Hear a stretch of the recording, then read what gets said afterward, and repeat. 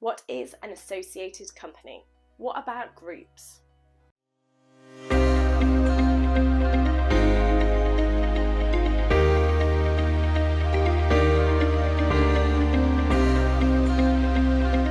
Hi, I'm Kimberly Chakra, qualified chartered accountant, property investor and entrepreneur. Let's sit down and have a chat. Associated companies, what are they? Well, check out the videos on associated companies to find out more details. Today we're going to be focusing on groups and what groups are associated and what groups are not associated, so that hopefully you've got an idea with some examples of what is going to be connected. So to review the key points of what an associated company is, it is one that is under the common control of the same persons. That there may be a minimum controlling combination of persons and that there is potential substantial commercial interdependence. So we're going to dive straight into a group structure to see exactly whether or not this group structure is connected or not, and how many associated companies that we may have.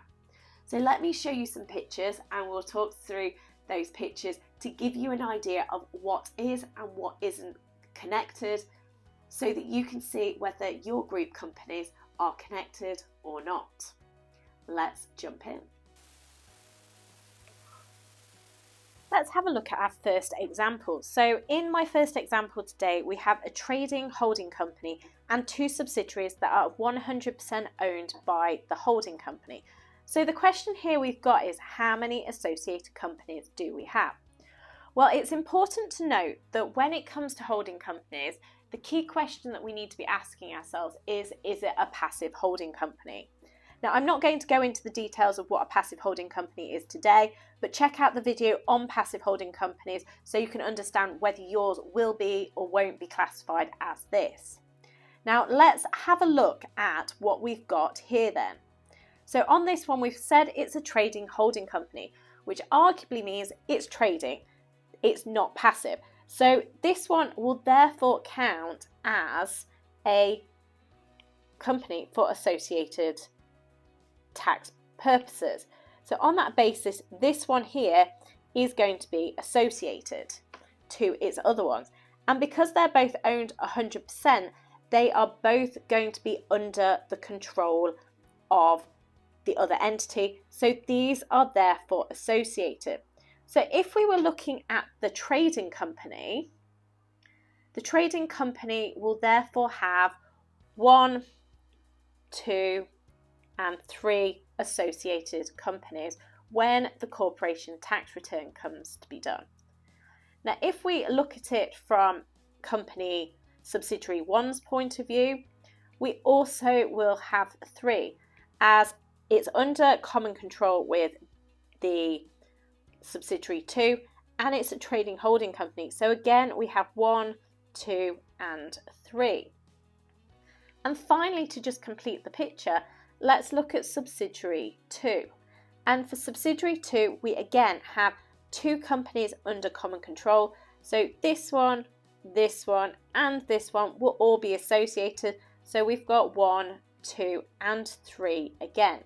So for group positions, the likelihood is that all the companies in a group where things are 100% owned will be associated for tax purposes.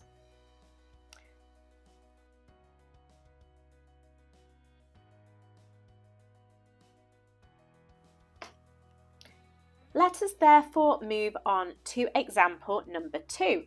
And in example number 2, we have tweaked our scenario. So we've got the same group, however, we've got slightly different holding company position, as we've got a passive holding company this time. So on that basis, we're going to make the assumption in our scenario today that this passive holding company will fit with the criteria of what is classified as a passive holding company. So that means we don't need to take this one into account. So this one is not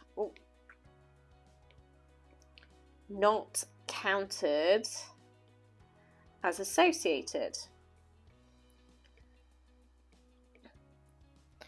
So on that basis, if we were looking at our passive holding company, there's probably nothing going through, there's probably no tax point to deal with. So for the holding company, we're probably going to be in the position where we've got no associated companies, and it's probably going to be loss making anyway, so the position doesn't really matter. Now let's look at the key ones here, which hopefully are going to be making some profit, and let's start by looking at subsidiary 1. So now subsidiary 1 here is under common control with subsidiary 2. So that means that they are going to be associated. Whereas in this case, we've not got a trading holding company, we've got a passive holding company, which therefore means this one is not going to be associated. So from this point of view, we have now got 2 associated companies, 1 and 2, which will have the impact of splitting our 50k allowance into 25k per company. Now, if we also look at it from subsidiary 2's point of view, just to show both sides of the coin, that is going to be similar, that it's only attached to the holding company, but again, it's passive. We don't need to count that for our associated company point of view. But subsidiary 2 and subsidiary 1 are both under common control, which arguably means that we've again got 2 companies. Now for this, again, we would then go 50k is our allowance, or 250, which means we've got 25k for the first rate, and then on 250k we've got 125 until we go to the higher rate. So hopefully, as you can see, if you've got the passive holding company, the impact can be quite different, as before when we had 3 companies, we'd have divided it by 3 rather than by 2. So let's move on to our third example of this session today, to give you an idea of another scenario, so that we can just hopefully give you an idea of how it all fits together, so you can start to understand how your companies are going to be impacted by the associated company changes. Now, as you can see, I've taken a little more complication into our mix today to have a look at how a slightly bigger group fits together. In this example, we have got our 100% owned subsidiaries. We've got a 75% where we've got control, hopefully, of that one. And then we've got our 50%. So this does now start to ask the question of how are these associated? Now, we'll note here that we've got a passive holding company again. So that is going to fall out of the remit when we look at each of the subsidiaries to see whether there is any common control and interconnectivity between things. So if we start with subsidiary 1 and look at it from its perspective, subsidiary 1 is 100% owned by the holding company, so it's arguably under common control with subsidiary 1, 2 and subsidiary 3, because that's got 75% ownership, so that would be treated as under control of this holding company. However, JV1, joint venture 1, doesn't have common control because it's only 50%, which arguably means that this one isn't going to be associated. So for subsidiary 1 purposes, we know we've not got the holding company, we now know we've not got the joint venture company, we've just got the 3 subsidiaries. So that means we are going to have 3 associated companies. Now, if we jump onto subsidiary 2, let's have a look. Is there any difference in its position? Well, we know we've got a passive holding company, so that's not going to be thrown into the equation here. The JV, again, it's 50%, so it's not under common control. So again, we have got our 50, 50, 50, and that is going to be 3 companies because the 3 are under common control. Now, if we move on to subsidiary 3, is there any difference? Well, probably not really in this group. We've got the passive holding company, which we don't count. We've got the joint venture company, which we don't count because it's not under common control. So again, we've got the 3 companies that we are going to. Now, I suppose the interesting point here is when we get to our final company, which is a subsidiary, which is our JV company, so JV1. And JV1 is not under common control of any of the other companies, so those are no's from JV1's point of view. It's a passive holding company, so we don't have that. So our JV has just itself, so no associated companies. So no adjustment for this one. Now the key thing here is we would just need to look at who is the other 50%, because if we've got another company that there's two JV companies with the same ownership, then they would be under common control. So this is where we need to know, well, who is the other JV partner? And what do they have?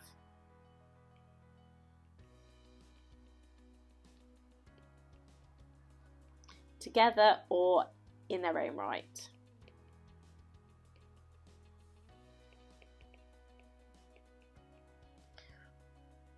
Now today I've very much focused on common control so that you can get an idea of that concept. However, what we will be doing on a few of the videos going forward is also looking at whether it's commercially interdependent or economically interdependent to see whether this brings those unassociated companies into the mix. But let's not dwell on that today, just to give you hopefully a good idea of how some of the group implications may fit together and how common control really works when it comes to groups. As you can see, every different scenario is going to be different, and you will have to assess your specific scenario to see what is associated and what is not associated. So please do check out some of the other videos showing the examples of what is associated and what is not, as we'll be diving into some detail on this topic to help you ascertain what is associated for you. Hopefully today you've discovered how companies in your group of companies are associated and how many associated companies you may have. If you have any questions, then please do leave a comment. Please like the video and do subscribe to the channel. Let's make tax less taxing.